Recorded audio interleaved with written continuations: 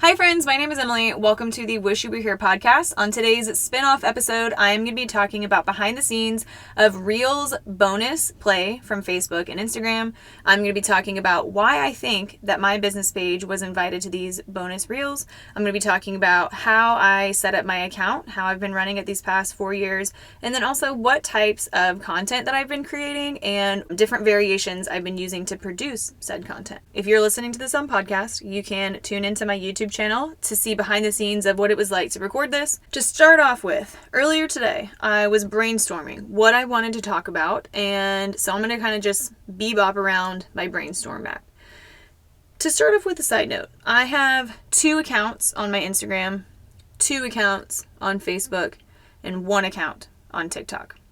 I have a personal and a business for Instagram and Facebook, and I've had my business account for about 3 or 4 years now. So I'm going to first talk about what I've been doing in those past 4 years, and then I'm going to go specifically into what I've been doing last year and then these past 6 months. I've had my business Instagram and my Facebook account connected for the past 4 years. That first year in 2019, I was posting consistently.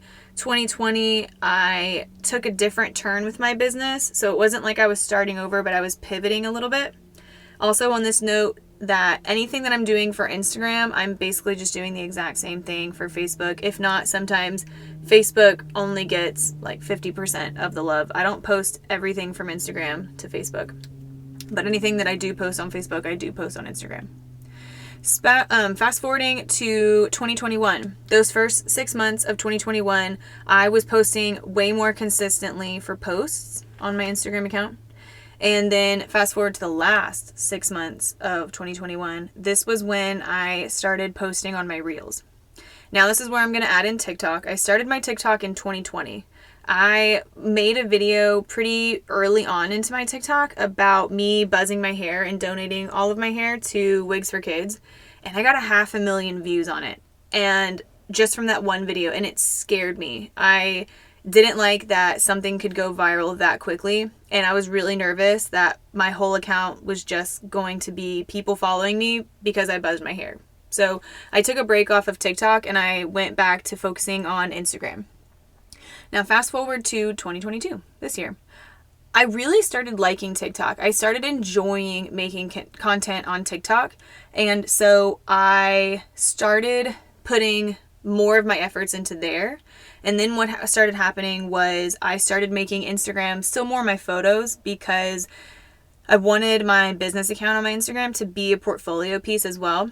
And then what I've been doing on my TikTok is I will make videos there because I like the sounds and I edit my videos in there. And I'll take it and I will also put it through this process at the end where it takes my TikTok logo off and then I'll repost that on Instagram. So that's what I've been doing for these past 6 months video-wise for Instagram on Reels. So anything that you see from Instagram more than likely came from TikTok, but not everything on TikTok goes to Instagram. I saw a TikTok today where they were saying that it's almost as if Instagram completely forgot about photographers because that's our medium is photos, and it kind of just put it down to the wayside. So I've taken that route and said, you know what, if Instagram isn't going to give me views for my posts, I don't really give a shit. I'm still going to be keeping posts because I still want that to be a portfolio piece for me. And while I'm at it, I'll go ahead and post some Reels that I've already made on TikTok. I digress. That was a really big rabbit hole. Let's talk about now some tips and tricks for how I've been creating said content. I have been thinking about it as a visual component, an auditory component, and then a words, like visually seeing words, right? Let's start off with the visual component of what you're actually looking at. You can have multiple videos compiled. So let's say I take one video from every single month of the past 12 and I put them all in one and I put a second on each video. That's a 12-second video.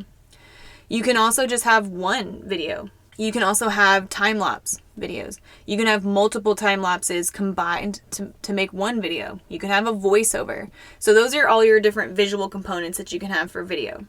Next, let's move on to auditory. You can use an actual song. That's music. You can use a sound bite, like a mashup, like whatever sound bite that you want to use. You can use your voice actually talking on the video, or you can use a voiceover of yourself talking, or you can do an actual voiceover, like a voiceover from a character. Moving on next to words. Let's say that you have just a video and the auditory is the guitar from one of your favorite songs, and on the words, one of your favorite poems. So those could be just words just sitting there.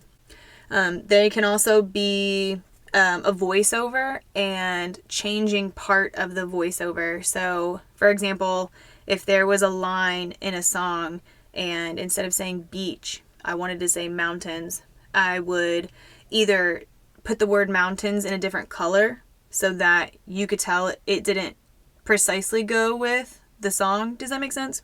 I don't know. Hopefully that makes sense. All right, so those are my tips and tricks there about how to actually create it. Moving on to how I have been incorporating my life into these videos. So for the first thing, solely business, I've been showing my work. So photography of couples, anything that's intimate and intentional. Another thing to help promote my nature book, which you can buy shortly. You can pre-order it now if you visit my website, emilywish.com/photo-book. Photo-book. Anyways, little self-promo there. For my macro, I have been zooming in. So the video starts out, it's a screen recording, starts really zoomed in, and then it zooms out so you can see the whole thing. I've also been sharing behind the scenes of actually creating this nature book. I've been sharing behind the scenes of actually building my photography website. I've been sharing behind the scenes of me hiking and getting outdoors, one of my favorite hobbies.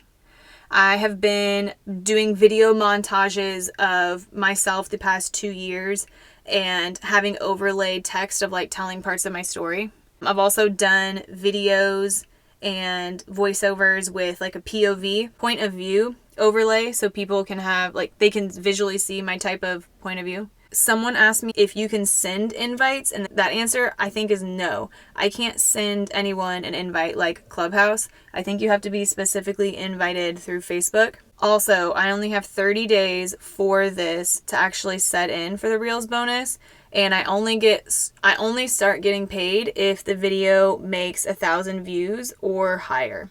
I also don't know what the rate for pay is. I don't even actually know how to get to the setting, because the only way I can so far see how to get to that information about if I'm actually being paid yet for a video is through the notification itself.